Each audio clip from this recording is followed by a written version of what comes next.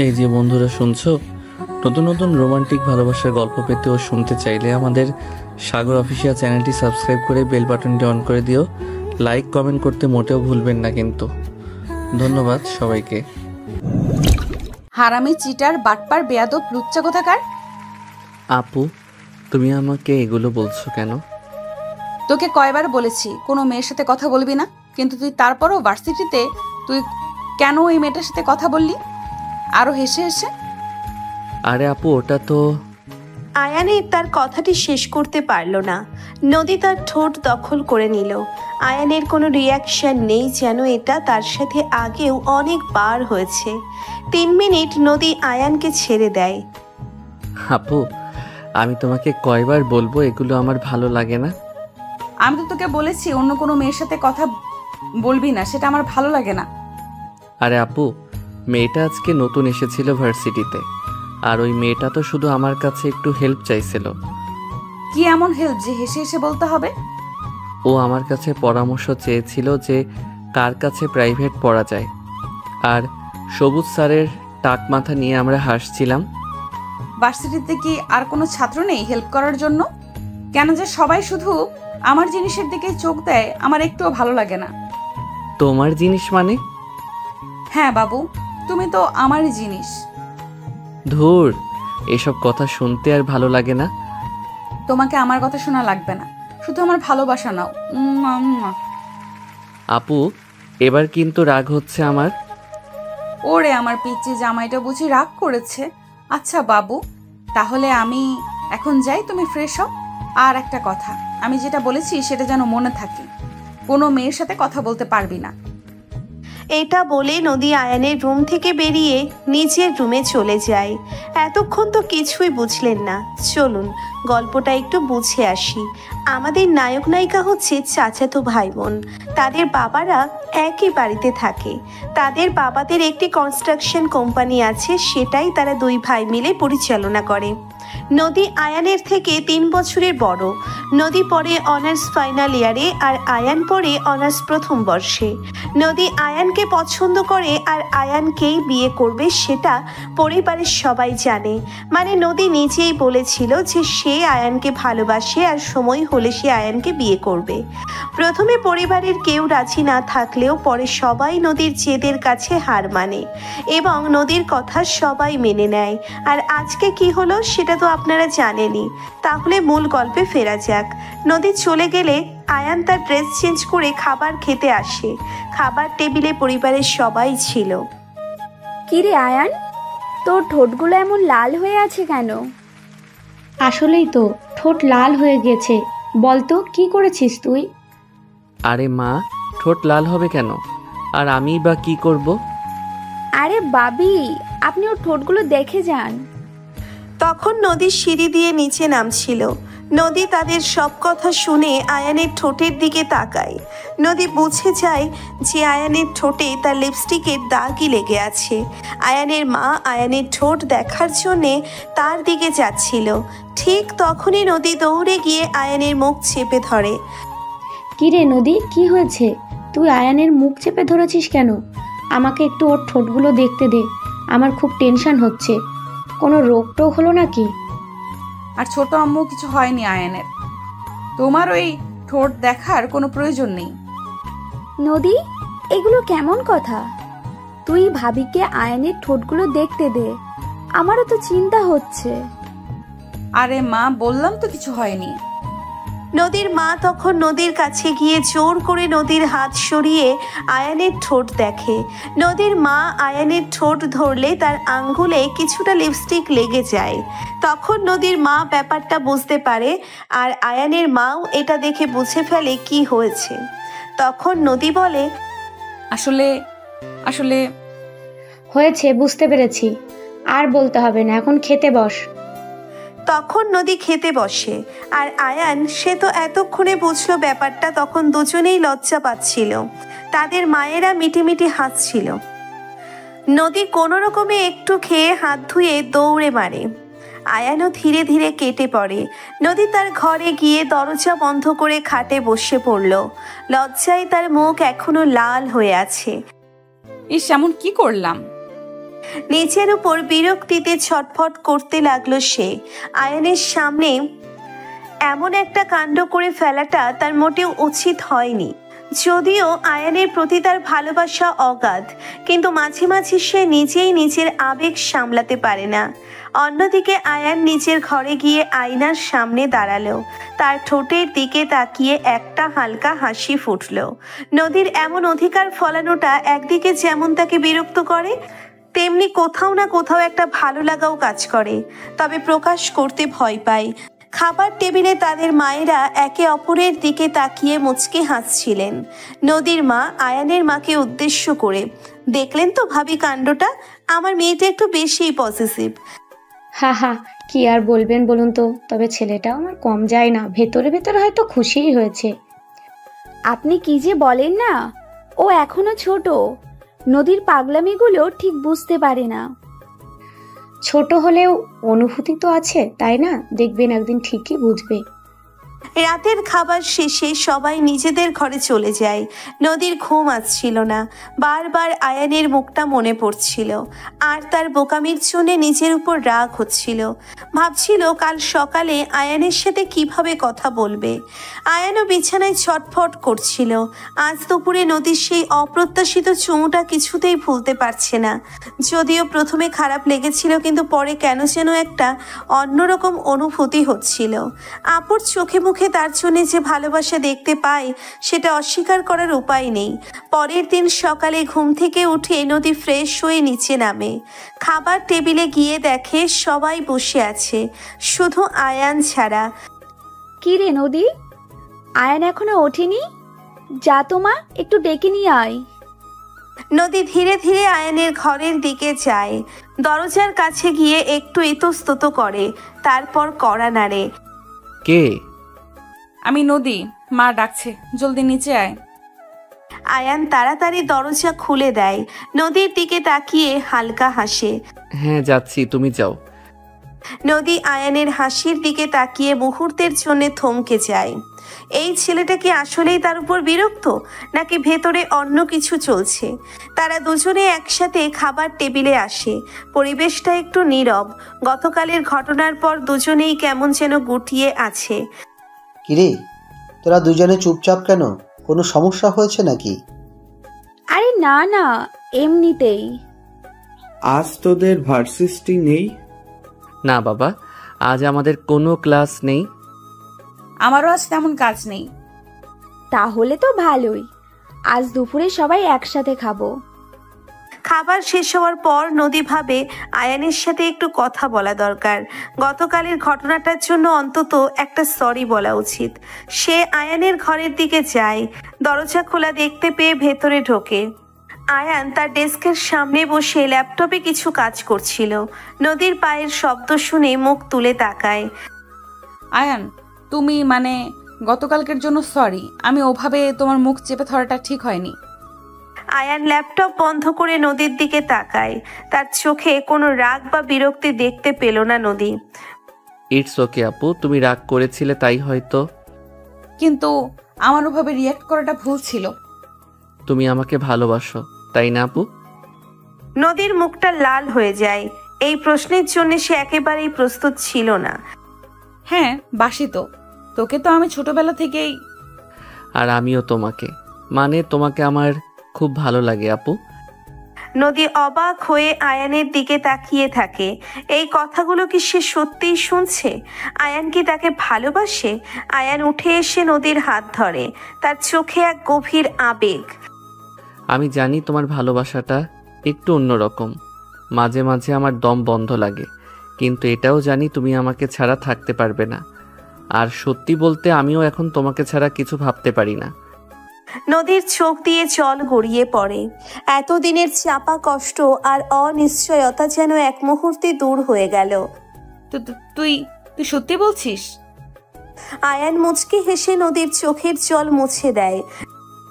হ্যাঁ আপু, সত্যি বলছি। তোমার ওই অধিকার ফলানো, রাগ করা সবকিছু মিলিয়েই তো তুমি আমার নদী আপু।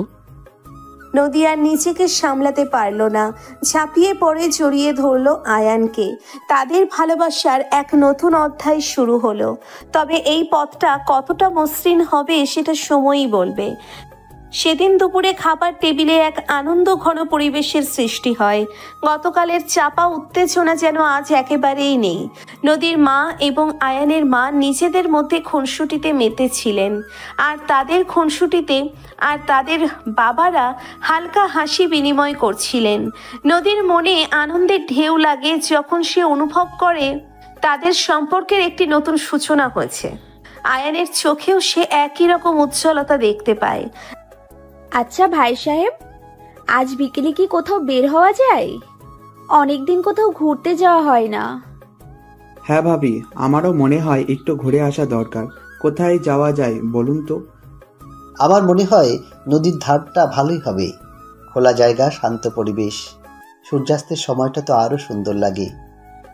একদম ঠিক বলেছিস, নদীর ধারেই যাওয়া যাক। কি রে আয়ান, নদী তোদের কোনো আপত্তি আছে? না বড় আম্মু, আমার কোনো আপত্তি নেই। নদীর যেখানে ভালো লাগে সেখানেই যাব। আমারও কোনো সমস্যা নেই, অনেকদিন নদীর ধারে যাইনি। তাহলে তো ফাইনাল, আজ সন্ধ্যায় আমরা সবাই মিলে নদীর ধারে ঘুরতে যাব। তোরা দুজনও তৈরি হয়ে নিস। দুপুরের খাবারের পর থেকেই নদীর মনে এক চাপা উত্তেজনা কাজ করতে থাকে। আয়ানের সাথে একসাথে ঘুরতে যাওয়ার ভাবনাতেই তার মন ভরে ওঠে। সে তার পোশাক ঠিক করতে শুরু করে। কোন শাড়িটা পরবে, কেমন করে সাজবে, এসব ভাবতে গিয়ে অনেকটা সময় পার করে দেয়। অন্যদিকে আয়ানের মধ্যেও এক অন্যরকম ভালো লাগা কাজ করছিল। নদীর প্রতি তার অনুভূতিগুলো এখন আর শুধু ভালো লাগার মধ্যে সীমাবদ্ধ নেই। নদীর সেই অধিকার ফলানো তার তীব্র ভালোবাসা সবকিছুই যেন আয়ানের মনকে ধীরে ধীরে জয় করে নিচ্ছে। সন্ধ্যা ঘনিয়ে আসে, বাড়ির সবাই নদীর ধারে যাওয়ার জন্য প্রস্তুতি নিতে শুরু করে। নদীর পরনে হালকা গোলাপি রঙের একটি শাড়ি, খোলা চুলে কিছু ফুল গুজেছে। আয়ান পরেছে জিন্স আর টি শার্ট। দুজনকে পাশাপাশি দেখলে মনে হয় যেন দুটি সদ্য ফোটা ফুল। সন্ধ্যাবেলা নদীর ধারে ঘুরতে যাওয়ার জন্য বাড়ির সবাই প্রস্তুত। আয়ান ও নদীর বাবা মা তাদের ফ্যামিলি গাড়িতে করে নিয়ে বসলেন। গাড়িতে তো আর জায়গা নেই, আমরা যাব কিভাবে? কেন, তোরা তোদের গাড়িতে করে আয়। আচ্ছা তাহলে তোমরা এগোও, আমরা পিছনে পিছনে আসছি। আসলে ভার্সিটিতে আসা যাওয়ার জন্যে এবং নদী ও আয়ানের ব্যবহারের জন্যে তাদের একটি গাড়ি দেওয়া হয়েছে। নদীর বাবা সেই গাড়ির কথাটাই বলেছে। দুটি গাড়ি নদীর ধার অভিমুখে রওনা হয়। একটি গাড়িতে নদীর বাবা ও মা এবং আয়ানের বাবা ও মা বসেন। অন্য গাড়িটিতে থাকে নদী আর আয়ান। গাড়িতে উঠেই নদী একটি রোমান্টিক গান প্লে করে দেয়। আয়ান ড্রাইভিং সিটে বসে গাড়ি চালাচ্ছে আর নদীর গানের সুরে হালকা দুলছে। হঠাৎ নদী আয়ানের একটি হাত ধরে। আয়ান চমকে ওঠে এবং বড় বড় করে চোখ করে নদীর দিকে তাকায়। নদী আয়ানের হাতে চাপ দিয়ে বলে, আমার দিকে না তাকিয়ে সামনে তাকিয়ে গাড়ি চালা, না হলে অ্যাক্সিডেন্ট হয়ে যাবে। আয়ান একটু অপ্রস্তুত হয়, তবে নদীর কথা শুনে সঙ্গে সঙ্গে সামনের দিকে মনোযোগ দেয়। নদীর হাতের স্পর্শ তার শরীরে এক নতুন শিহরণ জাগায়। গাড়ির ভেতর মিষ্টি রোমান্টিক গানের সূক্ষ্ম আর তাদের নীরব কথোপকথন এক অন্যরকম পরিবেশ সৃষ্টি করে। নদীর হাতের স্পর্শ আয়ানের মনে এক মিষ্টি আবেশ ছড়িয়ে দেয়। সে এক পলকের জন্যে হলেও অন্যরকম অনুভূতিতে ভেসে গিয়েছিল। নদীর কথা শুনে সঙ্গে সঙ্গে সে মনোযোগ দেয় ড্রাইভিংয়ে। তাদের গাড়ি এগিয়ে চলে নদীর পাড়ের দিকে। গাড়ির ভেতরে তখন কেবল মৃদু রোমান্টিক গানের সুর ভেসে আসছিল, আর দুজনের নীরবতা যেন এক নতুন ভাষা খুঁজে পেয়েছিল। কিছুক্ষণের মধ্যেই তারা নদীর ধারে এসে পৌঁছয়। আগের গাড়িতে আসা তাদের বাবা মায়ের ততক্ষণে গাড়ি থেকে নেমে আশেপাশে ঘুরে দেখছেন। আগের গাড়িতে আসা তাদের বাবা মায়েরা এতক্ষণ গাড়ি থেকে নেমে আশেপাশে ঘুরে দেখছেন। নদীর শান্ত ঢেউ আর অস্তগামী সূর্যের আলোয় চারিপাশ এক মনোরম দৃশ্যে পরিণত হয়েছে। আয়ান গাড়ি পার্ক করে ইঞ্জিন বন্ধ করে। নদী ততক্ষণে দরজা খুলে নেমে পড়েছে। সে মুগ্ধ দৃষ্টিতে চারপাশের সৌন্দর্য দেখছিল। বাহ, জায়গাটা তো বেশ অসাধারণ সুন্দর।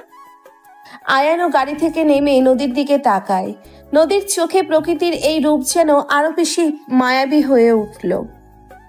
কিরে মা, ভালো লাগছে তো? জায়গাটা আমারও খুব প্রিয়। হ্যাঁ ছোট আম্মু, খুব ভালো লাগছে। অনেক দিন পর এমন শান্ত একটা জায়গায় এলাম। সাবধানে চালালি তো? কোনো অসুবিধা হয়নি তো? না বড় আব্বু, সব ঠিক ছিল। এরপর সবাই মিলে নদীর পার ধরে হাঁটতে শুরু করলো। নদীর মা ও আয়ানের মা একসাথে পুরনো দিনের গল্প করছিলেন। নদী ও আয়ান কিছুটা দূরে পাশাপাশি হেঁটে যাচ্ছিল। নদীর পাড়ের নরম বালিতে হোঁচট খায় নদী, আর টাল সামলাতে না পেরে পড়ে যাচ্ছিল। মুহূর্তের মধ্যে আয়ান তার হাত ধরে ফেলে, নদীর কোমর জড়িয়ে ধরে তাকে সোজা করে দাঁড় করায়। নদীর ব্যথা আয়ানের বুকে। উফ, একটু হলেই পড়ে যেতাম। Thank you. সাবধানে হাঁটো আপু, আশেপাশে খেয়াল রাখো। তাদের চোখাচোখি হয়। নদীর গোলাপি শাড়ির আঁচল বাতাসের ঢেউয়ে উড়ছিল, আর আয়ানের চোখে ছিল শুধু তাদের হৃদস্পন্দন শোনা যাচ্ছিল। কিরে, তোরা ওখানে দাঁড়িয়ে কি করছিস? আয় এদিকে, সূর্যাস্তটা দেখবি না? তাদের ঘোর ভাঙে। আয়ান নদীর কোমর থেকে হাত সরিয়ে নেয়, তবে তার হাতের স্পর্শ তখনও নদীর শরীরে অনুভব হচ্ছিল। তারা দুজনে একসাথে তাদের বাবা মায়ের দিকে এগিয়ে যায়। সূর্য তখন পশ্চিম আকাশে রক্তিম আভা ছড়াচ্ছে। নদীর জলে সেই রঙের প্রতিফলন এক অপার্থিব দৃশ্যের সৃষ্টি করেছে। সবাই মিলে সেই মনোরম দৃশ্য উপভোগ করছিল।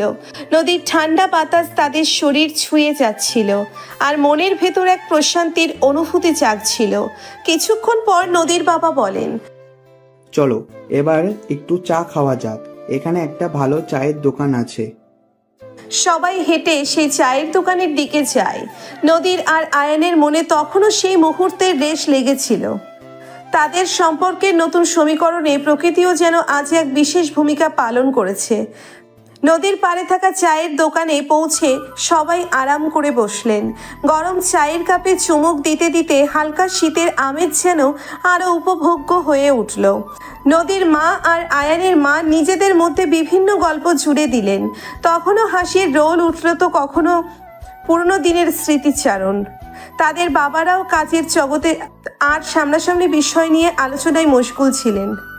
নদী আর আয়ান পাশাপাশি বসেছিল। দুজনের চোখেই একে অপরের প্রতি এক নতুন মুগ্ধতা। কিছুক্ষণ আগে নদীর পাড়ে যাওয়া এবং আয়ানের তাকে ধরে তোলার সেই মুহূর্তটা তাদের দুজনকে আরো কাছে এনে দিয়েছে। যদিও তারা মুখে কিছু বলছিল না, তবুও তাদের নিরাপত্তা যেন অনেক কথা প্রকাশ করছিল। কিরে নদী, তোর শ্বশুর শাশুড়ি কেমন লাগছে? মানে? আরে বাবা, আমরা তো তোমার শ্বশুর শাশুড়ি, তাই না? নদীর মুখ লজ্জায় লাল হয়ে যায়। সে মাথা নিচু করে ফেলে। আয়ান মুচকি হেসে তার মায়ের দিকে তাকায়। তুমিও না ভাবি, মেয়েটা এখনো ছোট, এসব কথা এখন থাক।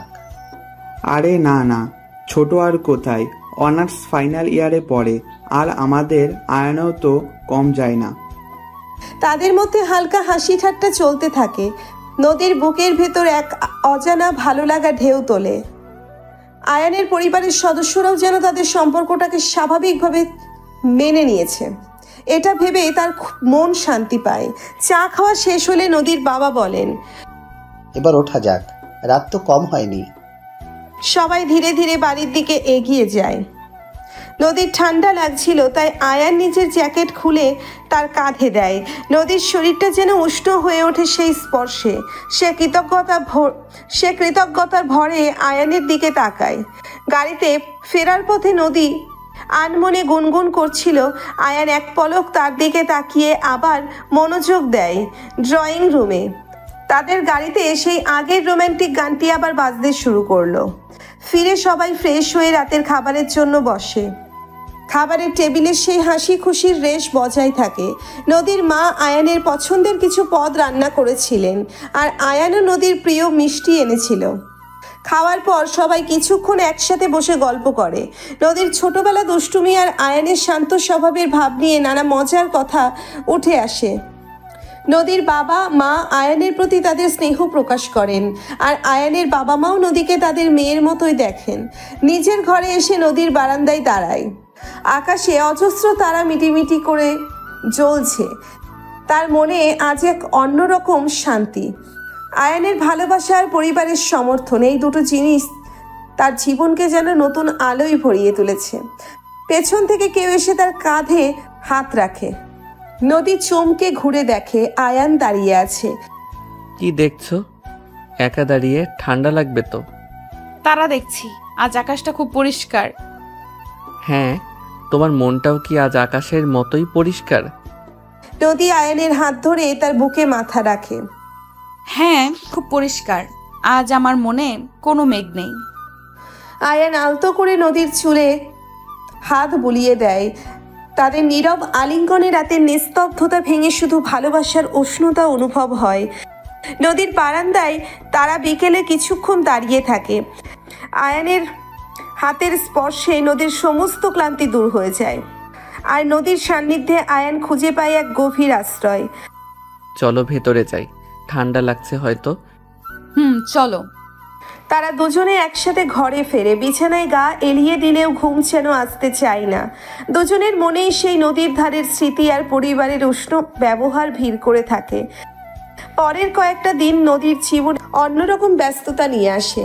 তার ফাইনাল ইয়ারের পরীক্ষা দরজায় কড়া নাড়ছে, তাই এখন তার দিনের বেশিরভাগ সময়ই কাটে বইয়ের পাতায় মুখ গুজে। আয়ান তার সাধ্যমতো নদীর পাশে থাকে, তার পড়ার টেবিলে প্রয়োজনীয় সবকিছু গুছিয়ে দেয়, মাঝে মধ্যে গরম কফি বানিয়ে এনে দেয়। রাতে যখন নদী ক্লান্ত হয়ে ঘুমিয়ে পড়ে, আয়ান তখনও জেগে থাকে। সে খেয়াল রাখে নদীর কোনো অসুবিধে হচ্ছে কিনা। করে নদীর কপালে চুমু খেয়ে নিজের দিনের কাজ শুরু করে।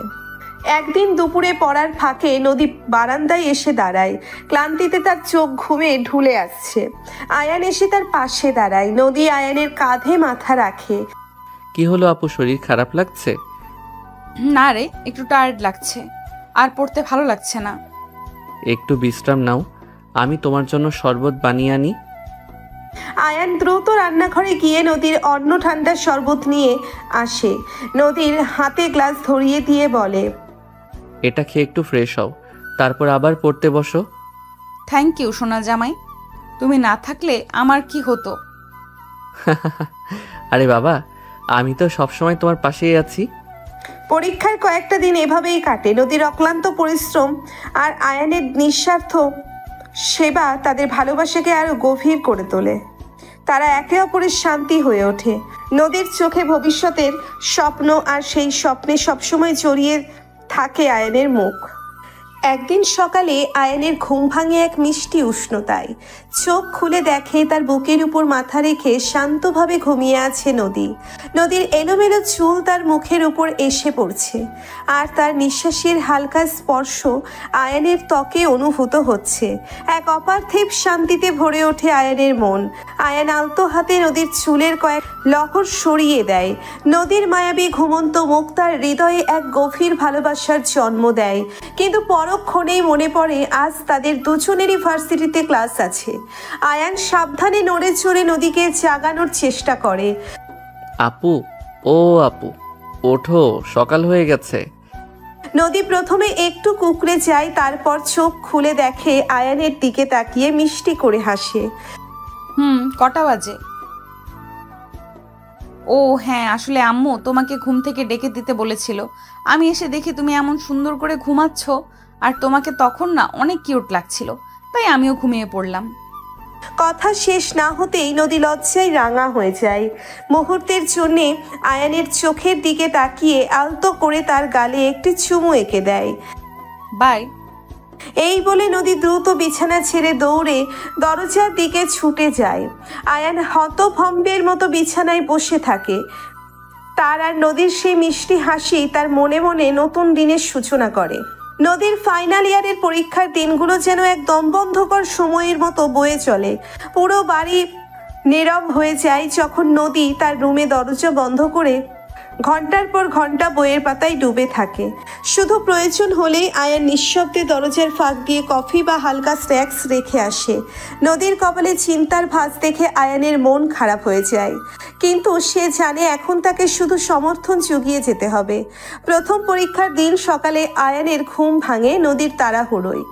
সে উদ্বিগ্ন হয়ে নদীর ঘরে ছুটে যায়। কি হয়েছে আপু, এত তাড়াহুড়ো করছো কেন? সব গুছিয়ে নিয়েছো তো? হ্যাঁ, প্রায় সব।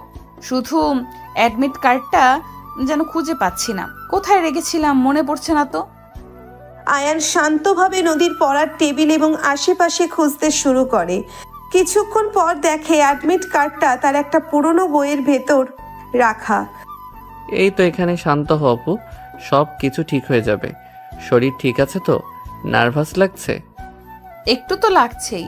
এতদিনের পরিশ্রমের ফল আজ নির্ধারিত হবে। তবে তুমি পাশে আছো তাই সাহস পাচ্ছি। তোমার এই শান্ত মুখটা দেখলে আমার সব চিন্তা দূর হয়ে যায়। আয়ান নদীর হাতে নিজের হাত রাখে। তাদের হাতের স্পর্শ যেন এক অদৃশ্য শক্তি, যা তাদের সব বাধা অতিক্রম করতে সাহায্য করে। নদীর যখন পরীক্ষার হলে যায়, আয়ান গেটের বাইরে অস্থিরভাবে পায়চারি করতে থাকে। রোদের তেজ বাড়ে, কিন্তু তার খেয়াল থাকে না। তার চোখ বরাবর হলের গেটের দিকে যায়। কখন তার আপু বেরিয়ে স্থির হয়ে যায়। প্রতিটি মুহূর্তে তার কাছে নদীর সাকসেসের প্রার্থনায় কাটে। পরীক্ষা শেষ হলে যখন ক্লান্ত নদী হল থেকে বের হয়, আয়ান এক দৌড়ে তার কাছে যায়।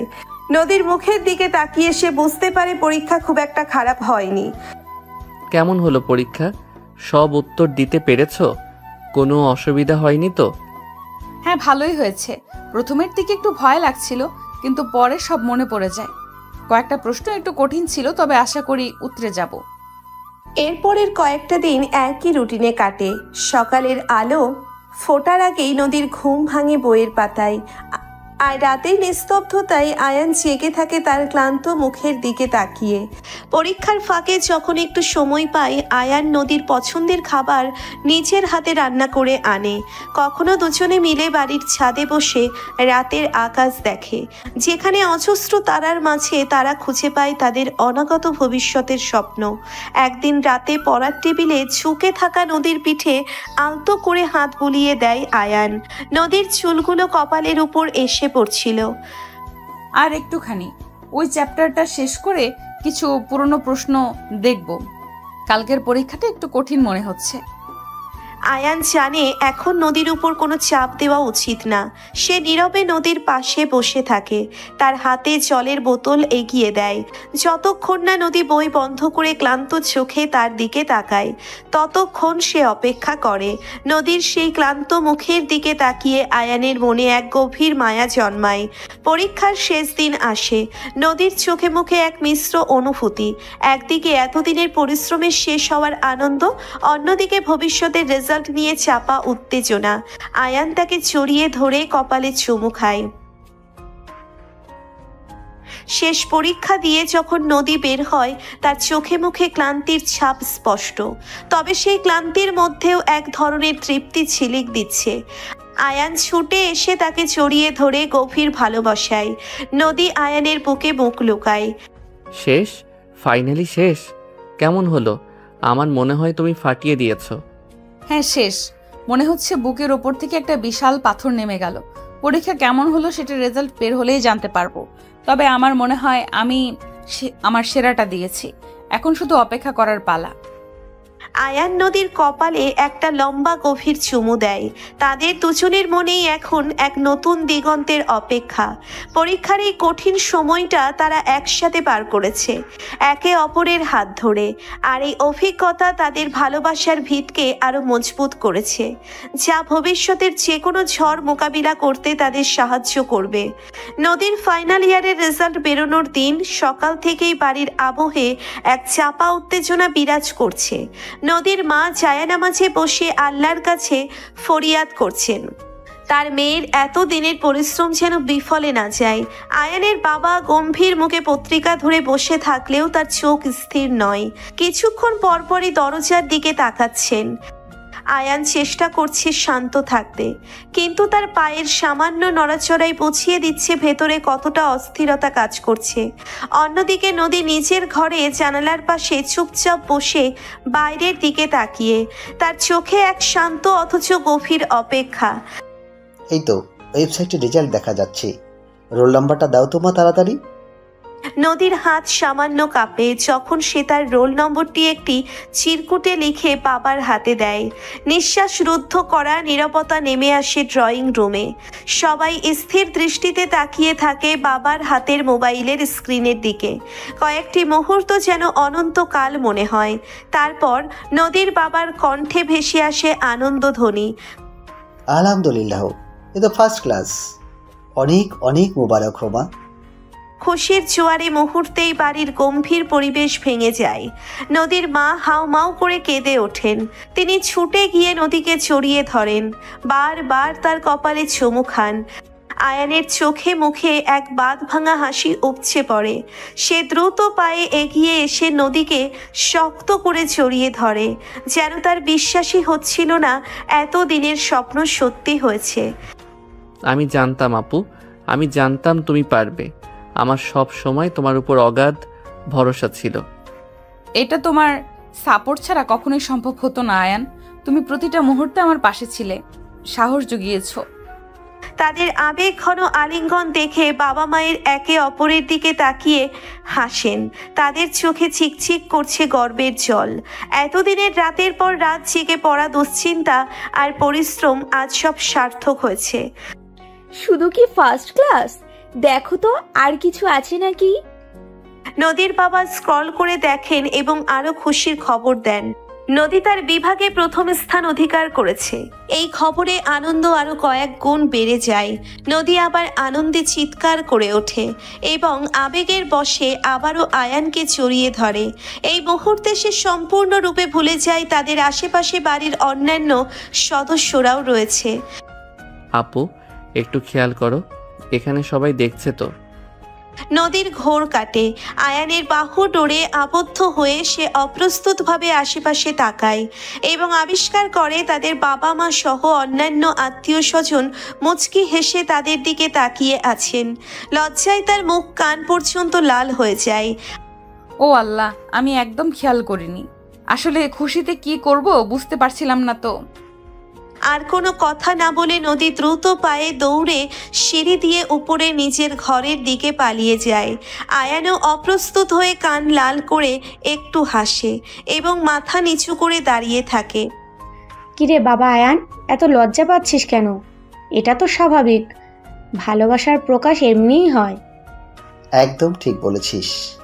ওদের এই খাঁটি আনন্দ আর ভালোবাসার প্রকাশ দেখে আমার মনটা ভরে গেল। বোঝাই যাচ্ছে দুজনের হৃদয়ের টান কতটা গভীর। তাদের বাবা মায়েরা একে অপরের দিকে তাকিয়ে স্নেহপূর্ণ হাসি বিনিময় করেন। তাদের ছেলে মেয়ের এই সরল আবেগপূর্ণ ভালোবাসা তাদের দীর্ঘদিনের লালিত স্বপ্ন পূরণের ইঙ্গিত দেয়। নদীর সাফল্যের রেশ কাটতে না কাটতেই বাড়িতে শুরু হয় নতুন এক আলোচনার ঝড়, একটা ফ্যামিলি ট্যুর। নদীর বাবা মা আর আয়ানের বাবা মা দুজনেই মনে করছিলেন পরীক্ষার ধকল আর রেজাল্টের টেনশন কাটিয়ে ওঠার জন্য একটা ছোট্ট ছুটি দরকার। আর এই খুশির আবহে সবাই একসাথে কোথাও ঘুরে এলে মনটাও আরো ফুরফুরে হবে। ভাবছি এবার শীতের ছুটিতে কোথায় যাওয়া যায়। অনেকদিন কোথাও একসাথে ঘুরতে যাওয়া হয়নি। হ্যাঁ ভাবি, আমারও তাই মনে হয়। বাচ্চাদেরও একটু চেঞ্জ দরকার। নদী তো এত খেটে পরীক্ষা দিল, ওরও একটু বিশ্রাম প্রয়োজন। আর আয়ানও তো সবসময় বাড়ির কাজে সাহায্য করে। আমার মনে হয় সিলেট আর সাজেক ভ্যালি কেমন হয়? পাহাড় আর মেঘের খেলা দেখলে সবার মন ভরে যাবে। আইডিয়াটা দারুণ। সিলেটের প্রাকৃতিক সৌন্দর্য আর সাজেকের মেঘ তো অসাধারণ। আর এখন তো শীতকাল, আবহাওয়াও বেশ মনোরম থাকবে। ওয়াও, সিলেট, সাজেক, আমার তো এখনই যেতে ইচ্ছে করছে। হ্যাঁ বাবা, আমারও খুব ভালো লাগবে। অনেকদিন পাহাড় দেখা হয়নি। এরপর শুরু হয় পরিকল্পনা। কতদিনের ছুটি হবে, কোথায় থাকা হবে, কি কি দেখা হবে, এসব নিয়ে দফায় দফায় আলোচনা চলতে থাকে। নদীর মা দায়িত্ব নেন খাবারের মেনু ঠিক করার, আর আয়ানের মা খোঁজখবর নিতে শুরু করেন ভালো রিসোর্টের। নদীর বাবা আর আয়ানের বাবা মিলে বাসের টিকিট বুকিংয়ের ব্যবস্থা করেন, কারণ সবাই একসাথে গেলে বাসের জার্নিটাও বেশ আনন্দদায়ক হবে। আয়ান আর নদী এই সুযোগে নিজেদের মতো করে কিছু প্ল্যান করে নেন। নেয়। কোথায় তারা একসাথে মেঘ দেখবে, কোনো পাহাড়ের চূড়ায় হাতে হাত ধরে দিগন্তের দিকে তাকিয়ে থাকবে, তাদের মনে রোম্যান্টিক সব ভাবনা ভিড় করে। যদিও বাড়ির বড়দের সামনে তারা তাদের ঘনিষ্ঠতা খুব একটা প্রকাশ করে না, তবে এই ট্যুরটা যেন তাদের সম্পর্কের নতুন একটি অধ্যায় খুলে দেবে। নির্ধারিত দিনে সবাই ভোরে ঘুম থেকে উঠে এবং বাসস্ট্যান্ডের উদ্দেশ্যে রওনা হয়। শীতের হালকা ঠান্ডায় গরম কাপড়ের আরাম অনুভব হচ্ছিল। বাস ছাড়ার পর সবাই জানালার বাইরে তাকিয়ে প্রকৃতির মনোরম দৃশ্য উপভোগ করতে থাকে। নদী আর আয়ান পাশাপাশি সিটে বসে ফিসফিস করে কথা বলে, একে অপরের দিকে তাকিয়ে মুচকি হাসে। বাইরের সবুজ আর পাহাড়ের ক্রমশ দৃশ্যমান হওয়া তাদের মনে আরও বেশি আনন্দ যোগ করে। সিলেটে পৌঁছে তারা একটি হোটেলে ওঠে এবং ফ্রেশ হয়ে স্থানীয় কিছু ঐতিহাসিক মাজার ও নয়নাভিরাম চা বাগান ঘুরে দেখে। এরপর তাদের আসল গন্তব্য সাজেকের উদ্দেশ্যে যাত্রা শুরু হয়। পাহাড়ি পথে আঁকাবাঁকা রাস্তায় বাসের ঝাঁকুনি লাগলেও চারপাশের মেঘ আর পাহাড়ের দৃশ্য তাদের ক্লান্তি ভুলিয়ে দেয়। সাজেকে পৌঁছে তারা আগে থেকে বুকিং করা একটি সুন্দর রিসোর্টে ওঠে, যেখান থেকে মেঘ আর পাহাড়ের অসাধারণ দৃশ্য দেখা যায়। রিসোর্টের কটেজগুলো বেশ সুন্দর। প্রথম দিন বিকেলে তারা সবাই মিলে কংলাক পাহাড়ের চূড়ায় ওঠে। সেখান থেকে মেঘ আর পাহাড়ের যে অপরূপ দৃশ্য দেখা যায় তা সত্যি অবিস্মরণীয়। নদীর বাবা আর আয়ানের বাবা একটি বাঁশের তৈরি ছাউনির নিচে বসে প্রকৃতির শোভা উপভোগ করেন আর তাদের স্ত্রীরা মিলে ছবি তোলেন। নদী আর আয়ান কিছুটা দূরে একে অপরের হাত ধরে দাঁড়িয়ে থাকে। চারপাশের মেঘ তাদের ছুঁয়ে যায় আর তাদের মনের ভেতর ভালোবাসার উষ্ণ ঢেউ আছড়ে পড়ে। আয়ান নদীর কানে কানে বলে, এই জায়গাটা যেন আমাদের ভালোবাসার জন্যই অপেক্ষা করছিল, তাই না? তোমার পাশে থাকলে মনে হয় যেন মেঘের রাজ্যে হারিয়ে গেছি। তুমিও আমার পাশে থেকো সব সময়। এই মেঘ আর পাহাড়ের নীরব সাক্ষী হোক আমাদের ভালোবাসার। তারা দুজনে দূরের পাহাড়ের দিকে তাকিয়ে থাকে, যেখানে মেঘের দল অবিরাম খেলা করছে। তাদের মনে ভবিষ্যতের সুন্দর দিনের স্বপ্ন আরও গাঢ় হয়। এই ফ্যামিলি ট্যুরটা শুধু একটি ভ্রমণ নয়, এটা যেন তাদের সম্পর্কের বন্ধনকে আরও মজবুত করে তোলে। প্রকৃতির শান্ত পরিবেশে তাদের ভালোবাসার রং আরও গাঢ় হয়ে ওঠে। সাজেকের শান্ত স্নিগ্ধ পরিবেশে রাতের ঘুমটা বেশ গভীর হয়েছিল নদীর। পরের দিন সকালে তার ঘুম ভাঙে পাখির কলকাকলিতে। বিছানায় কিছুক্ষণ এপাশ ওপাশ করে সে। কেমন একটা স্নিগ্ধতা চারিদিকে। আলসেমে ভেঙে একসময় উঠে বসে নদী। প্রথমে মনে হয় আয়ান হয়তো এখনো ঘুমোচ্ছে। গতকাল পাহাড়ের অনেকটা পথ হেঁটে তারা বেশ ক্লান্ত ছিল, কিন্তু নদীর চোখ যায় পাশের খালি বিছানাটার দিকে। আয়ান নেই। নদী একটু অবাক হয়, এত সকালে কোথায় গেল সে? আলতো পায়ে হেঁটে সে রুমের দরজা খোলে। রিসোর্টের বারান্দাটা বেশ লম্বা আর সেখান থেকে মেঘে ঢাকা পাহাড়ের মনোরম দৃশ্য দেখা যায়। নদীর চোখ জুড়িয়ে যায় সেই সৌন্দর্য দেখে। হঠাৎ তার নজরে পড়ে বারান্দার একেবারে শেষ প্রান্তে রেলিং ধরে দাঁড়িয়ে আছে আয়ান। তার পিঠ নদীর দিকে ফিরানো। ভোরের হালকা আলো তার চুলে এসে পড়েছে। দেখে মনে হচ্ছে যেন কোনো গভীর চিন্তায় মগ্ন হয়ে আছে সে। নদী ধীরে ধীরে এগিয়ে যায় আয়ানের দিকে। তার পায়ের শব্দ পায় না আয়ান। একেবারে কাছে এসে নদী আলতো করে আয়ানের কাঁধে হাত রাখে। কি ব্যাপার, এত সকালে উঠে একা একা কি দেখছো সোনা? মেঘগুলো দেখছো কেমন খেলা করছে? আয়ান চমকে ওঠে, দ্রুত ঘুরে দাঁড়ায়। তার চোখে কিছুটা অন্যমনস্কতার ছাপ দেখা যায়, যা নদী তীক্ষ্ণভাবে লক্ষ্য করে।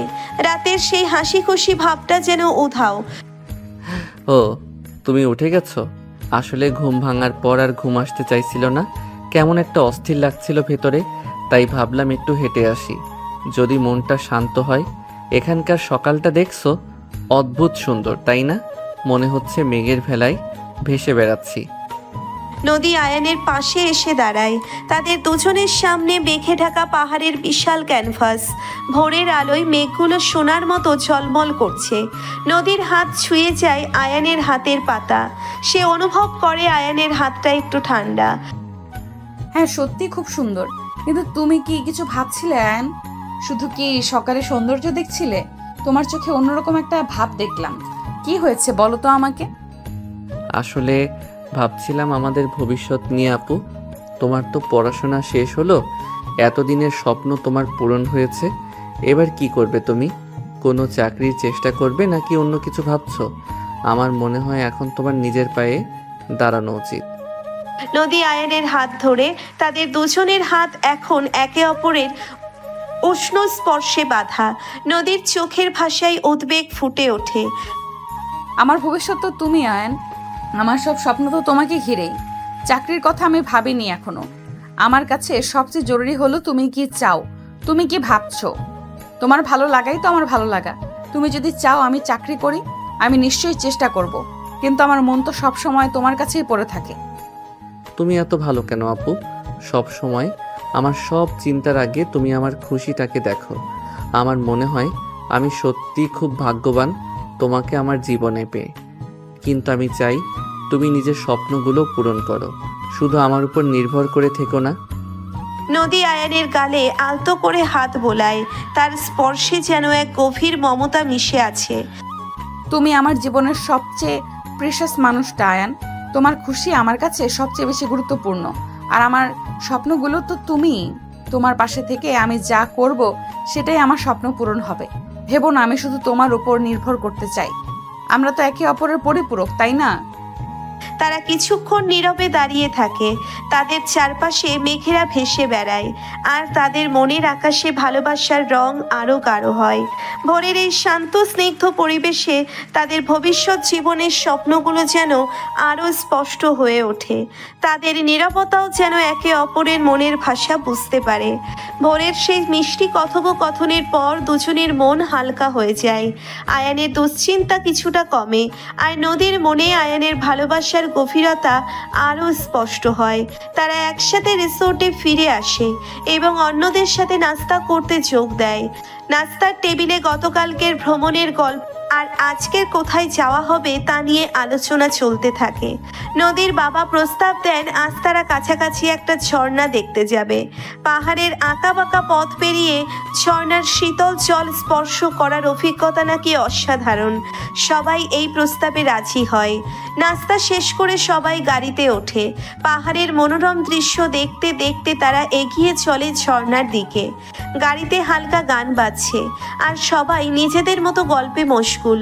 নদী আর আয়ান পেছনের সিটে বসে একে অপরের দিকে তাকিয়ে মুচকি হাসে। তাদের মনের ভেতরে সেই ভোরের কথোপকথন যেন এখনো তাদের মধ্যে এক মিষ্টি আবেশ সৃষ্টি করে রেখেছে। ঝর্ণার কাছে পৌঁছে গাড়ি থেকে নেমে সবাই হেঁটে এগিয়ে যায়। সরু পথ, দুপাশে ঘন সবুজ গাছপালা, পাখির কিচির মিচির আর ঝর্ণার মৃদু কলকল ধ্বনি এক শান্তিময় পরিবেশ সৃষ্টি করে। ঝর্ণার কাছে পৌঁছে সবাই তার সৌন্দর্য দেখে মুগ্ধ হয়ে যায়। উঁচু পাহাড় থেকে দুধ সাদা জলধারা নিচে পাথরের উপর আছড়ে পড়ছে, আর সেই জলকণা বাতাসে মিশে এক শীতল পরশের সৃষ্টি করছে। নদীর বাবা আর আয়ানের বাবা একটি পাথরের উপর বসে প্রকৃতির এই মনোরম দৃশ্য উপভোগ করতে থাকেন। নদীর মা আর আয়ানের মা ঝর্ণার কাছে গিয়ে ছবি তুলতে ব্যস্ত হয়ে পড়েন। নদী আর আয়ান কিছুটা দূরে একটা বড় পাথরের পাশে দাঁড়িয়ে ঝর্ণার সৌন্দর্য দেখছিল। ঝর্ণার জলকণা তাদের মুখে এসে পড়ছিল। এক অদ্ভুত ভালো লাগা কাজ করছিল তাদের মনে। হঠাৎ পিছল পাথরের কারণে নদীর পা ফসকে যায়।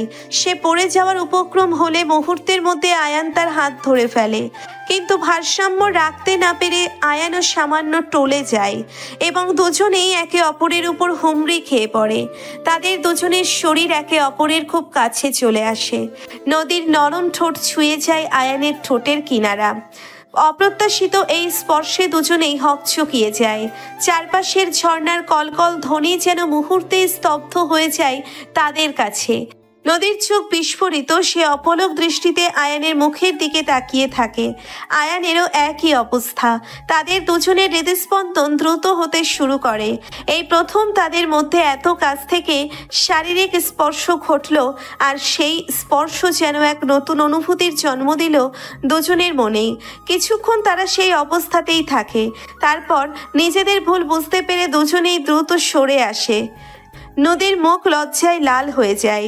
সে অন্যদিকে তাকিয়ে থাকে। আয়ানেরও একই অবস্থা। তার কপালে হালকা ঘামের বিন্দু দেখা যায়। তাদের বাবা মায়েরা হয়তো কিছুটা দূরে থাকায় এই ঘটনাটা লক্ষ্য করেননি। তারা তখনও ঝর্ণার সৌন্দর্য উপভোগ করছিলেন। সরি, আমার ভুল হয়েছে। না, মানে আমারও ঠিক করে দাঁড়ানো উচিত ছিল। তাদের মধ্যে এক অস্বস্তিকর নীরবতা নেমে আসে। কিছুক্ষণ আগেকার সেই রোমান্টিক মুহূর্তের অপ্রত্যাশিত পরিণতিতে দুজনেই যেন দিশেহারা হয়ে পড়েছে। তারা আর আগের মতো স্বাভাবিক হতে পারছে না। ঝর্ণার সৌন্দর্যও যেন তাদের কাছে ফিকে লাগতে শুরু করে। তাদের বাবা মায়েরা যখন তাদের ডাকে তখন তারা বাধ্য হয়ে অন্যদের কাছে যায়, তবে দুজনের চোখাচোখি এড়িয়ে চলে আর তাদের মধ্যে একটা অদৃশ্য দূরত্ব তৈরি হয়ে যায়। সেই ভুলবশত সৃষ্টি হওয়া রোমান্টিক পরিস্থিতি তাদের মনের শান্তিতে যেন একটি ছোটখাটো ঢেউ তুলে দিয়ে যায়। ঝর্ণার সেই অপ্রত্যাশিত ঘটনার পর নদীর মনটা খারাপ হয়ে যায়। সারাক্ষণ তার সেই মুহূর্তের কথা মনে পড়ে। এক অদ্ভুত লজ্জা আর অন্যরকম এক অনুভূতি তাকে ঘিরে রাখে। আয়ানের সাথে চোখাচোখি হলেই সে অপ্রস্তুত হয়ে অন্যদিকে তাকিয়ে থাকে। সাজেকে তাদের আরও একদিন থাকার কথা থাকলেও নদীর মনমরা ভাব দেখে তার বাবা মা ঠিক করেন তারা কাল সকালেই ফিরে যাবেন। আয়ানের বাবা মাও তাদের সিদ্ধান্তে সায় দেন। পরের দিন সকালে রিসোর্ট থেকে চেক আউট করে সবাই বাসের জন্য রওনা হয়। বাসের জার্নিটা বেশ নীরব কাটে। নদীর পাশে সিটে বসে আয়ান বারবার তার দিকে আর চোখে তাকায়। নদীর মলিন মুখটা দেখে তারও খারাপ লাগে। সেই ঝর্ণার ঘটনার জন্য সে নিজেকে কোথাও না কোথাও দায়ী মনে করে। বাস যখন ধীরে ধীরে শহরের দিকে এগিয়ে যাচ্ছে, নদীর আনমনা ভাব কাটে না। জানালা দিয়ে বাইরের দৃশ্য দেখছে বটে, কিন্তু তার মন পড়ে আছে সেই ঝর্ণার ধারে, সেই মুহূর্তের অপ্রত্যাশিত স্পর্শে। আপু, তোমার কি শরীর খারাপ লাগছে? মুখটা এমন দেখাচ্ছে কেন? না, তেমন কিছু না, একটু ক্লান্ত লাগছে হয়তো। সেই ঝর্ণার কাছে যা হলো, তুমি কি ওটা নিয়ে ভাবছো? তুমি কি? আমারও কেমন যেন লাগছিল। আসলে ওটা হঠাৎ করে হয়ে গেল। আমাদের দুজনেরই কোনো দোষ ছিল না। পিচ্ছিল ছিল জায়গাটা। তুমি মন খারাপ করো না তো প্লিজ। জানি তো ওটা অ্যাক্সিডেন্ট ছিল, কিন্তু কেমন একটা অদ্ভুত লাগছিল, তাই না? আগে তো কখনো এমন হয়নি। হ্যাঁ, অদ্ভুত তো বটেই, কিন্তু দেখো আপু, আমাদের ভালোবাসাটা তো পবিত্র।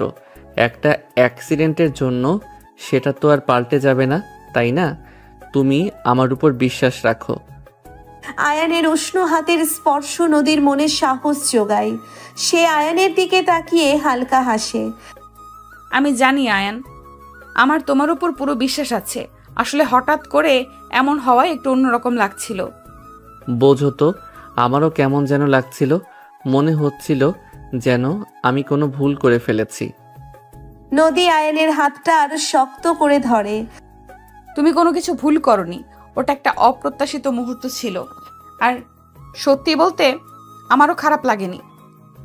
নদীর এই স্বীকারোক্তিতে আয়ানের মুখে হাসি ফোটে। সে নদীর হাতটা নিজের ঠোঁটে ছুঁয়ে দেয়। সত্যি বলছো? হুম। এরপর নদী আলতো করে আয়ানের হাত ধরে তার কাঁধে মাথা রাখে। বাসের ঝাঁকুনি আর বাইরের দৃশ্যের মাঝে তারা দুজনে নীরব ভালোবাসায় ডুবে থাকে। সেই অপ্রত্যাশিত মুহূর্তটা হয়তো তাদের মনে একটা নতুন সুর জাগিয়েছিল, তাদের সম্পর্কের গভীরতাকে আরও এক ধাপ এগিয়ে নিয়ে গিয়েছিল। ফিরে আসার পথে তাদের নীরবতা আর অস্বস্তির বদলে এক নতুন উষ্ণতা জায়গা করে নেয়। সাজেক থেকে ফিরে আসার পর কয়েকটা দিন বেশ শান্তিতে কাটে। সেই অপ্রত্যাশিত মুহূর্তের রেস দুজনের মনেই হালকা একটা মিষ্টি আবেশ রেখে যায়। তারা একে অপরের প্রতি আরও বেশি খেয়ালি হয়ে ওঠে।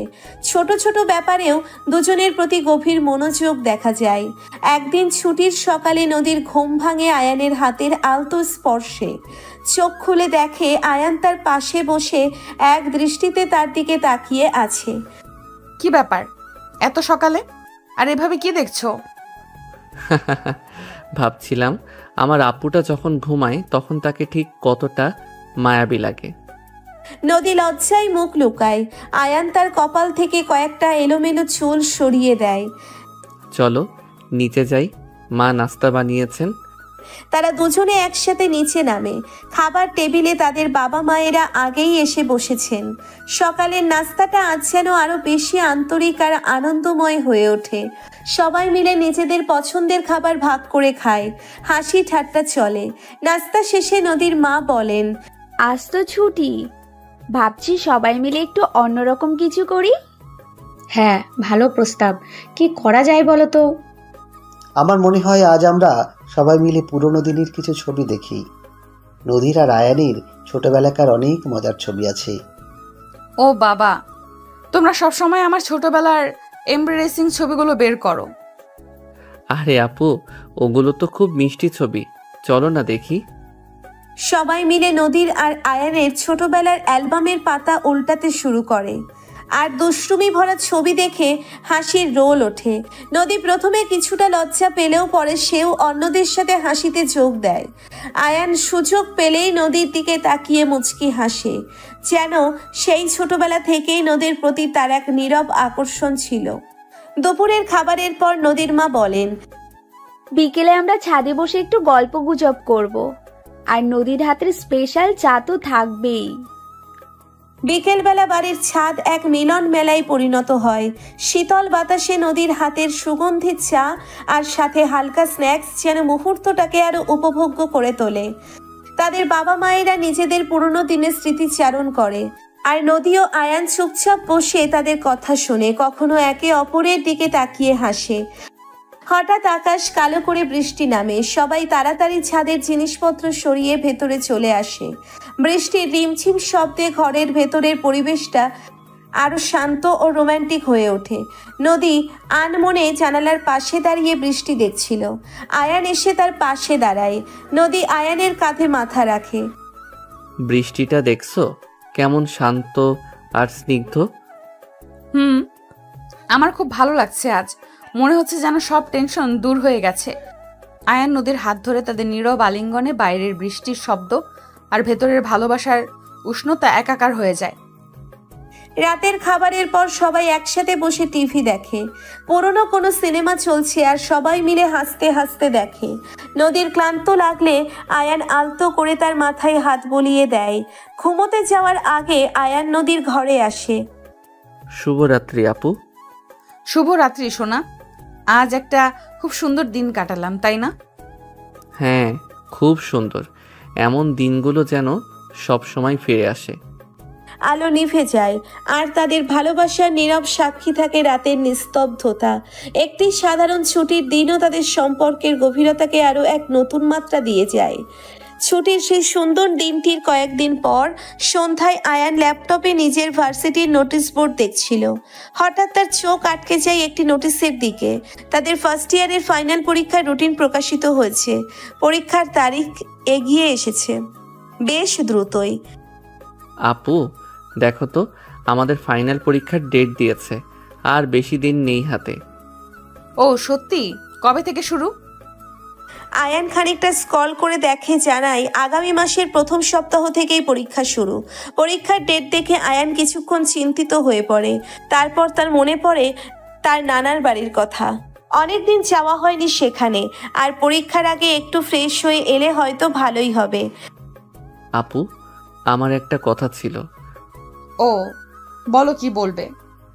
ভাবছিলাম পরীক্ষার আগে যদি আমি একবার নানার বাড়ি থেকে ঘুরে আসি। অনেক দিন যাওয়া হয়নি। নানু আর মামারাও খুব মিস করছেন। একটু ঘুরে এলে মনটাও ফ্রেশ লাগবে, পরীক্ষার প্রস্তুতি নিতেও সুবিধা হবে। আয়ানের প্রস্তাব শুনে নদীর মুখটা প্রথমে একটু মলিন হয়ে যায়।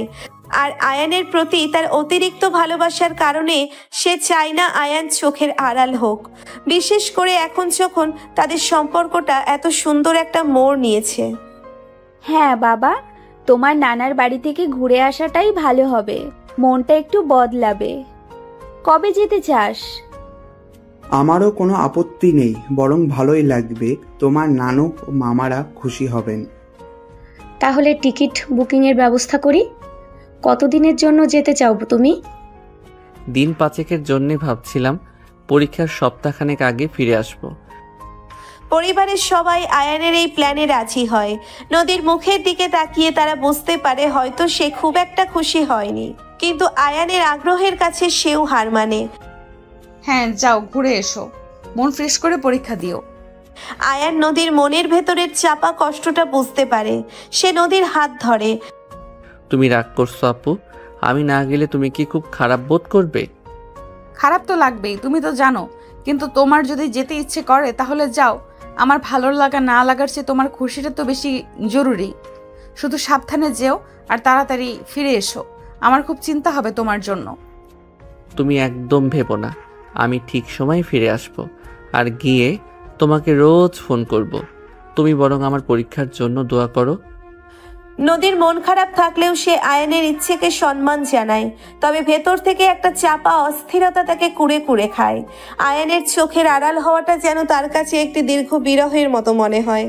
বিদায় জানানোর সময় নদীর চোখ ছলছল করছিল, যদিও সে মুখে হাসি ধরে রাখার চেষ্টা করছিল, আর ভেতরের কষ্টটা আয়ানের নজর এড়ায়নি। আয়ান বারবার তাকে তাড়াতাড়ি ফিরে আসার আশ্বাস দেয়, কিন্তু নদীর মন কিছুতেই শান্ত হয় না।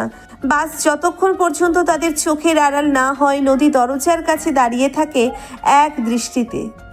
আয়ান চলে যাওয়ার পর বাড়িটা যেন হঠাৎ করেই ফাঁকা হয়ে যায় নদীর কাছে।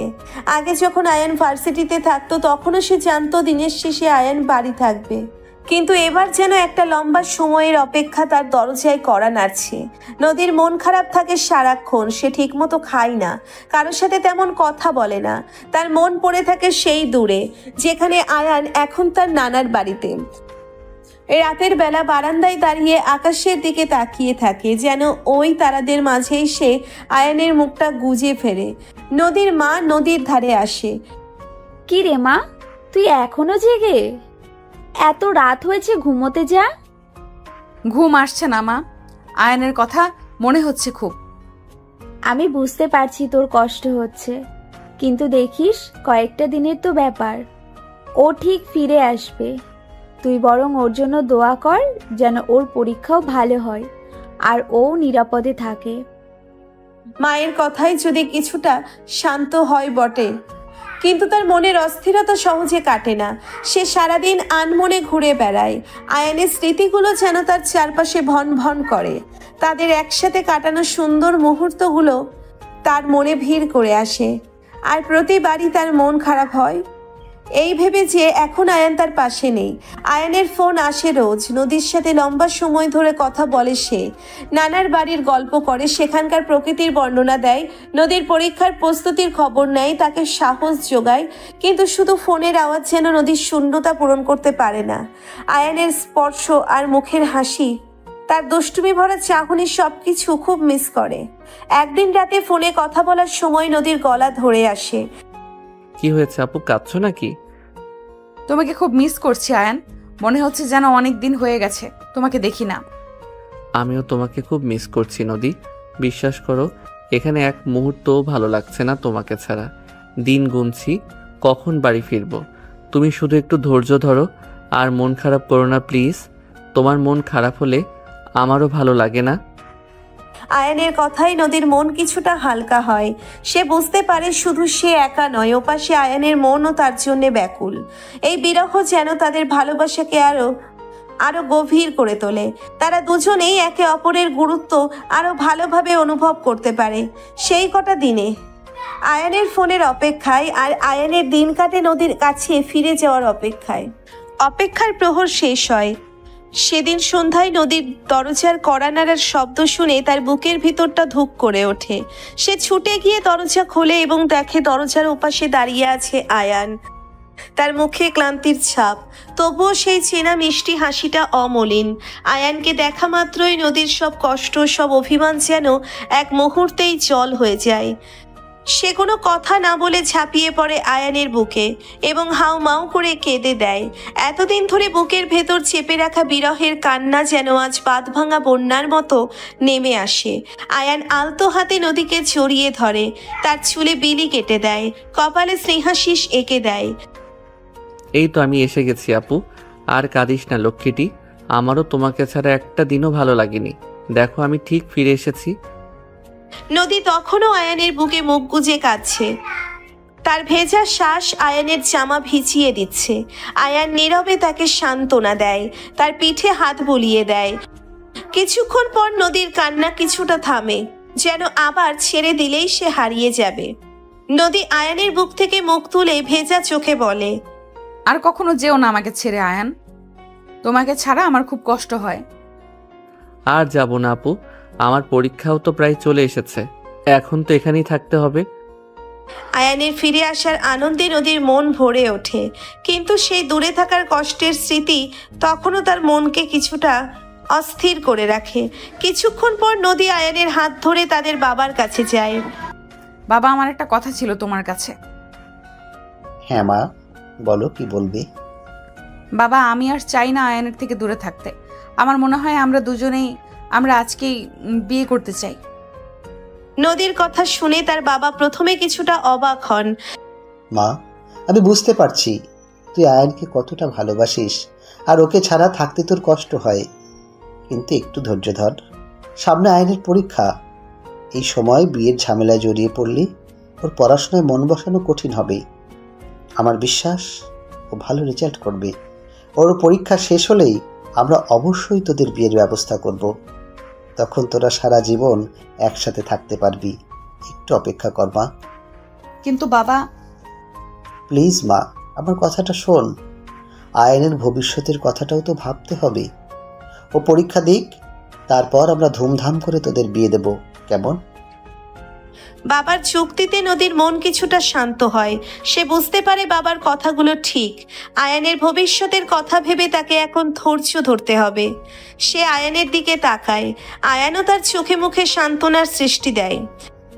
ঠিক আছে বাবা, আমি অপেক্ষা করব, কিন্তু তুমি মন দিয়ে পরীক্ষা দিও, কেমন? অবশ্যই আপু, তুমি ভেবো না, পরীক্ষা শেষ হলে আমাদের সব অপেক্ষা শেষ হবে। আয়ানও তার চোখে মুখে সান্ত্বনার দৃষ্টি দেয়। সেই সন্ধ্যায় আয়ানের ফিরে আসার আনন্দ আর ভবিষ্যতের সুন্দর দিনের স্বপ্নে নদীর মন আবার ভরে ওঠে। বিরহের কালো মেঘ সরে গিয়ে ভালোবাসার আলো আবার তাদের জীবনে ফিরে আসে। বাবার কথায় রাজি হয়ে নদী মন খারাপ করা থেকে নিজেকে সরিয়ে আনে এবং পুরো দমে আয়ানের পরীক্ষার প্রস্তুতিতে মনোযোগ দেয়। এতদিন দূরে থাকার যে শূন্যতা তাদের মধ্যে সৃষ্টি হয়েছিল, তা তারা একে অপরের সান্নিধ্যে এসে ভরাট করে তোলে। আয়ান পরীক্ষার রুটিন ধরে পড়াশোনায় ডুবে যায়, আর নদী তার পাশে থেকে সব রকম সাহায্য করে। সে আয়ানের জন্য প্রয়োজনীয় বইপত্র গুছিয়ে নিচ্ছে, পড়ার সময় চা কফি বানিয়ে আনে এবং ক্লান্ত হয়ে গেলে তাকে বিশ্রাম নেওয়ার জন্য জোর করে। তাদের পড়ার ঘরটি যেন এক ভালোবাসার নীড়ে পরিণত হয়। একদিন আয়ানের মনোযোগ ভরা মুখে, অন্যদিকে নদীর কেয়ারিং স্পর্শ। মাঝে মধ্যে কঠিন কোনো টপিক বুঝতে অসুবিধে হলে নদী ধৈর্য ধরে আয়ানকে বুঝিয়ে দেয়। তাদের বোঝাপড়াটা এতটাই ভালো যে কঠিন বিষয়গুলো সহজে আয়ত্ত করতে পারে সে। তবে সবসময় যে শুধু পড়াশোনা নিয়েই তাদের সময় কাটে তা নয়। পাড়ার ফাঁকে ফাঁকে সৃষ্টি হয় কিছু মিষ্টি রোমান্টিক মুহূর্ত। হয়তো আয়ান কোনো জটিল সমীকরণ সমাধান করতে গিয়ে ফ্রাস্ট্রেটেড হয়ে পড়েছে, তখন নদী আলতো করে তার হাত ধরে আয়ানের চোখে চোখ রেখে মৃদু হেসে বলে, তুমি পারবে, আমার বিশ্বাস আছে। নদীর সেই শান্ত অথচ দৃঢ় বিশ্বাস আয়ানের মনে নতুন করে উদ্যম যোগায়। আবার কখনো গভীর রাতে পড়তে পড়তে আয়ানের ঘুম এসে যায়। নদী তখন তার মাথার নিচে একটা বালিশ গুছিয়ে দেয়, পরম যত্নে তার কপাল থেকে চুল সরিয়ে দেয়। ঘুমন্ত আয়ানের মুখের দিকে তাকিয়ে নদীর ঠোঁটের কোণে এক স্নিগ্ধ হাসি ফুটে ওঠে। এই মানুষটাই তো তার জীবনের সব, তার ভালোবাসার আশ্রয়। একদিন বিকেলে পড়ার টেবিলে ঝুঁকে থাকা আয়ানের ঘাড়টা ব্যথা করছিল। নদী উঠে এসে তার ঘাড়ে আলতো হাতে মালিশ করে দিতে শুরু করে। আয়ান চোখ বন্ধ করে সেই আরামদায়ক স্পর্শ অনুভব করে। তোমার হাতের জাদু আছে আপু, নিমিষেই সব ব্যথা উধাও। শুধু হাতের জাদু নয়, ভালোবাসার ছোঁয়াও আছে। তাদের নীরব ভালোবাসার প্রকাশ ঘটে চোখের ইশারায়। আলতো স্পর্শে পরীক্ষার চাপের মধ্যেও তারা একে অপরের জন্য সময় বের করে নেয়। কখনো ছাদে বসে রাতের আকাশ দেখে, হাতে হাত রেখে ভবিষ্যতের স্বপ্ন বনে, কখনো বারান্দায় বসে হালকা বৃষ্টির ছোঁয়া নেয়। আর তাদের মনে ভালোবাসার সুর গুঞ্জরিত হয়। পরীক্ষার কয়েকদিন আগে নদী আয়ানের জন্য তার পছন্দের কিছু খাবার রান্না করে আনে। আয়ানের মুগ্ধ হয়ে নদীর হাতের রান্না খায় আর বলে, পরীক্ষার আগে এটা যেন আমার জন্য বুস্টার ডোজ। শুধু পরীক্ষার আগে কেন? আমি তো সবসময় তোমার জন্য ভালো কিছু করার চেষ্টা করি। এভাবেই ভালোবাসার পরশে আয়ানের পরীক্ষার প্রস্তুতি এগিয়ে চলে। নদীর নিঃস্বার্থ সহযোগিতা আর গভীর ভালোবাসা আয়ানের মনে সাহস ও আত্মবিশ্বাস যোগায়। তারা দুজনেই জানে এই কঠিন সময়টা তারা একসাথে পার করছে এবং দীর্ঘ অপেক্ষার পর অবশেষে সেই দিনটি আসে। আজ আয়ানের ফাইনাল পরীক্ষা শেষ। সকাল থেকেই নদীর মনটা উড়ু উড়ু করছিল। পরীক্ষার হল থেকে আয়ানের হাসি মুখ দেখার জন্যে সে অধীর আগ্রহে অপেক্ষা করছিল। পরীক্ষা শেষে যখন আয়ান ক্লান্ত অথচ তৃপ্তির হাসি নিয়ে বেরিয়ে আসে, নদী ছুটে গিয়ে তাকে জড়িয়ে ধরে। শেষ, ফাইনালি তোমার পরীক্ষা শেষ হলো। কেমন হয়েছে? হ্যাঁ আপু, শেষ। মনে হচ্ছে একটা বিশাল বোঝা নেমে গেল। পরীক্ষা ভালো হয়েছে আশা করি। তোমার দোয়া ছিল তো সাথে। বাড়ি ফিরে আয়ান ফ্রেশ হয়। রাতের খাবারের জন্য সবাই যখন একসাথে টেবিলে বসে তখন এক অন্যরকম খুশির আমেজ বিরাজ করছিল। নদীর মা নিজের হাতে আয়ানের পছন্দের খাবার শুরু হওয়ার কিছুক্ষণ পর আয়ানের বাবা গম্ভীর গলায় বলে, আয়ান, নদী, তোমাদের একটা সুখবর দেওয়ার আছে। আয়ান ও নদী একে অপরের দিকে তাকায়। তাদের বুকের ভিতরটা ধুকধুক করতে থাকে। তোমাদের দুজনের কথা আমরা অনেক দিন ধরেই ভাবছি, আর এখন যখন আয়ানের পরীক্ষাও শেষ তখন আর দেরি করার কোনো মানে হয় না। হ্যাঁ বাবা, আমরা সিদ্ধান্ত নিয়েছি আর মাত্র 4 দিন পর তোমাদের শুভ পরিণয় হবে। বাবার কথা শুনে আয়ান ও নদীর চোখ বিস্ময়ে ভরে ওঠে। 4 দিন? এত তাড়াতাড়ি? নদীর মুখ লজ্জায় রাঙা হয়ে যায় আর আয়ানের চোখে আনন্দের ঝিলিক দেখা যায়। সত্যি বাবা, তোমরা সিরিয়াস?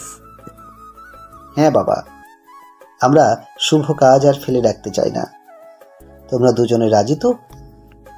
আমার তো কোনো আপত্তি নেই, যদি নদীরও না থাকে। আমারও কোনো আপত্তি নেই। মুহূর্তের মধ্যে খাবার টেবিলের আনন্দ আরো কয়েক গুণ বেড়ে যায়। নদীর মা খুশিতে আপ্লুত হয়ে বলেন, তাহলে কাল থেকেই বিয়ের প্রস্তুতি শুরু করে দেওয়া যাক। আয়ান ও নদী একে অপরের দিকে তাকিয়ে হাসে। এতদিনের অপেক্ষা, এতদিনের ভালোবাসা অবশেষে তার সুন্দর পরিণতি পেতে চলেছে। নদীর আর আয়ানের বিয়ের খবরে বাড়ি জুড়ে উৎসবের আমেজ শুরু হয়ে যায়, যেন এক লহমায় সব অপেক্ষার অবসান হতে চলেছে। নদীর মা ও আয়ানের মা কোমর বেঁধে নেমে পড়েন বিয়ের আয়োজনে। আত্মীয় স্বজন, বন্ধু বান্ধবদের আনাগোনা শুরু হয়ে যায় বাড়িতে। চারিদিকে ব্যস্ততা আর খুশির গুঞ্জন। তাদের বাড়ি ঝলমলে আলোয় সেজে ওঠে। গেটের সামনে তৈরি হয় সুন্দর তোরণ। রঙিন কাপড়ের পতাকায় ছেয়ে যায় চারপাশ। ভেতরে সানাইয়ের সুর ভেসে আসে, যা আমাদের বার্তাবহ নদীর বান্ধবীরা এসে তার হাত ভরে মেহেন্দি লাগিয়ে দেয়। তাদের হাসিতে আর গানে বাড়ির পরিবেশ আরো প্রাণবন্ত হয়ে ওঠে। আয়ানের বন্ধুরাও এসে তাকে হলুদ মাখিয়ে দেয়। তাদের দুষ্টুমিতে আর ঠাট্টায় আনন্দের ফোয়ারা ছোটে। গায়ে হলুদের অনুষ্ঠানে তার পরনে থাকে হলুদ রঙের শাড়ি, ফুলের গয়না। আয়ানের গায়েও হলুদ রঙের পাঞ্জাবি। দুজনের মুখেই খুশির আড্ডা, চোখে একে অপরের জন্য গভীর ভালোবাসা। তাদের বাবা মায়েরা হাসি মুখে অতিথিদের আপ্যায়ন করেন। দিন সকালে নদীর বাড়ির উঠানে তৈরি হয় সুন্দর বিয়ের মঞ্চ। রঙিন ফুল আর আলোয় ঝলমল করছে চারিপাশ। নদীর পরনে আজ লাল বেনারসি, সোনার গয়নায় সেজে উঠেছে অপরূপা। তার চোখের স্বপ্ন, হৃদয়ে অপেক্ষা। আয়ান আসে বরবেশে, শেরওয়ানি আর পাগড়িতে তাকে দেখাচ্ছে রাজকুমারের মতো। কাজের সামনে কবুল বলার সেই মাহেন্দ্রক্ষণ যখন আসে তখন নদীর বুক ধুকপুক করে। আয়ানের কণ্ঠে যখন সেই পবিত্র শব্দ উচ্চারিত হবে তখন নদীর চোখ পানিতে ভরে উঠবে। এতদিনের ভালোবাসা, এতদিনের অপেক্ষা আজ তার পূর্ণতা পায়। বিয়ের সকল আনুষ্ঠানিকতা শেষে যখন চারপাশ শান্ত হয়ে আসে তখন আয়ান ধীরে ধীরে বাসর ঘরে প্রবেশ করে। ঘরটি সুগন্ধি ফুলে আর মৃদু আলোয় এক মায়াবী পরিবেশ পূর্ণ। নদীর দিকে চোখ পড়তেই তার হৃদস্পন্দন দ্রুত বেড়ে যায়। লাল বেনারসিতে ঘোমটা দেওয়া নদীর মুখ এক অপার্থিব সৌন্দর্যে ভরা। আয়ান সন্তর্পণে এগিয়ে যায় নদীর দিকে। খাটের পাশে বসে আলতো হাতে তার ঘোমটা সরিয়ে দেয়। নদীর লজ্জাবনত মুখ চোখের পলকে যেন হাজার কথা বলছে। আয়ানের স্পর্শে নদীর সারা শরীরে এক মৃদু শিহরণ অনুভব হয়। তুমি কি ক্লান্ত? আজ অনেক ধকল গেছে। একটুও না, আমার তো মনে হচ্ছে যেন স্বপ্ন দেখছি। এত সুন্দর সবকিছু, আর তুমি? আয়ান নদীর হাত ধরে নিজের হাতের মধ্যে নেয়। তাদের হাতের স্পর্শে ভালোবাসার উষ্ণতা অনুভূত হয়। আমারও মনে হচ্ছে সব স্বপ্ন সত্যি হয়ে গেল। তোমাকে আমার পাশে এভাবে দেখে বিশ্বাস হচ্ছে না। নদী চোখ তুলে তাকায় আয়ানের দিকে। তাদের চোখের ভাষায় বিনিময় হয় না বলা অনেক কথা। সে সাহস করে আয়ানের চোখের দিকে তাকায়। তাদের দৃষ্টি এক গভীর আলিঙ্গনে আবদ্ধ হয়। তুমি জানো, প্রথম যেদিন তোমাকে দেখেছিলাম সেদিনই মনে হয়েছিল তুমি আমার জীবনের অংশ হবে। আর আমার মনে হয়েছিল তোমার ওই শান্ত চোখের দিকে তাকিয়ে যেন আমি আমার আশ্রয় খুঁজে পেয়েছি। তারা দুজনে কিছুক্ষণ নীরবে বসে থাকে। তাদের হাতের বন্ধন আরো দৃঢ় হয়। ঘরের নিস্তব্ধতা ভেঙে শুধু তাদের হৃদস্পন্দনের মৃদু আওয়াজ শোনা যায়। বাইরের রাতের আধার যেন তাদের ভেতরের ভালোবাসার আলোয় আলোকিত হয়ে ওঠে। আয়ান ধীরে ধীরে নদীর আরো কাছে আসে। তাদের নিঃশ্বাস একে অপরের স্পর্শ অনুভব করে। নদীর গোলাপি ঠোঁট ছুঁয়ে যায় আয়ানের ঠোঁটে। সেই প্রথম স্পর্শে ভালোবাসার গভীরতা। আপু, সাবধান হয়ে যাও। আজকে রাতে তোমার উপর রোমান্টিক ঝড় বয়ে যাবে। এইরকম ঝড় আমি সবসময়ই চাই, কিন্তু আরেকবার যদি আপু বলো সেদিনই দেখবে কি হয়। আর আয়ান নদীকে তার কথাটি শেষ করতে দিল না। নদীর ঠোঁটজোড়া দখল করে নিল। এভাবেই চলে। তারপর শুরু করে, না দর্শক, আমি আর বলতে পারবো না, আমার লজ্জা লাগছে। আর যাদের শুনতে ইচ্ছে করছে তারা একটা করে বিয়ে করে ফেলুন। তাদের দীর্ঘদিনের প্রেম আজ পূর্ণতা পায় এক নতুন সম্পর্কের বাঁধনে। সিনিয়র বড় আপু অবশেষে তার রোমান্টিক স্বামীর পাশে খুঁজে পায় জীবনে আসল সুখ আর ভালোবাসা। আর এই ভালোবাসার পরিণতিতে গল্পের পর্দা নামে এক মিষ্টি হ্যাপি এন্ডিং এর সাথে নদীর দীর্ঘদিনের লালিত স্বপ্ন অবশেষে সত্যি হয়। তার একটু জেদি অধিকার ফলানো ভালোবাসা আয়ানের শান্ত কেয়ারিং হৃদয়ে খুঁজে পায় তার কাঙ্ক্ষিত আশ্রয়। তাদের চাচাতো ভাই বোনের সম্পর্কের শুরুতে যে দ্বিধা আর সংকোচ ছিল, সময়ের সাথে সাথে তা গভীর ভালোবাসায় রূপান্তরিত হয়। এই গল্প আমাদের শেখায় ভালোবাসা কোনো নির্দিষ্ট গণ্ডিতে বাঁধা থাকে না। বয়সের পার্থক্য বা সম্পর্কের শুরুতে অন্য কোনো সমীকরণ থাকলেও যদি দুটি হৃদয় সত্যি ভালোবাসে তবে সব বাধা অতিক্রম করা সম্ভব। নদীর তীব্র ভালোবাসার যেমন আয়ানকে ধীরে ধীরে আপন করে নিয়েছে, তেমনি আয়ানের নীরব অথচ গভীর কেয়ারিং নদীর জীবনে এনেছে শান্তি ও নির্ভরতা। তাদের সম্পর্কের উত্থান পতন, মান অভিমান, এমনকি সেই অপ্রত্যাশিত রোমান্টিক মুহূর্তগুলোও তাদের ভালোবাসাকে আরো মজবুত করেছে। পরিশেষে পরিবারের সমর্থন এবং তাদের নিজেদের অটুট বিশ্বাস তাদের ভালোবাসাকে সুন্দর পরিণতির দিকে নিয়ে যায়। বাসটাতে সেই স্বপ্নের পরিবেশে তাদের নতুন জীবন শুরু হয়, যেখানে থাকে শুধু একে অপরের প্রতি গভীর ভালোবাসা আর সারা জীবন একসাথে পথ চলার অঙ্গীকার।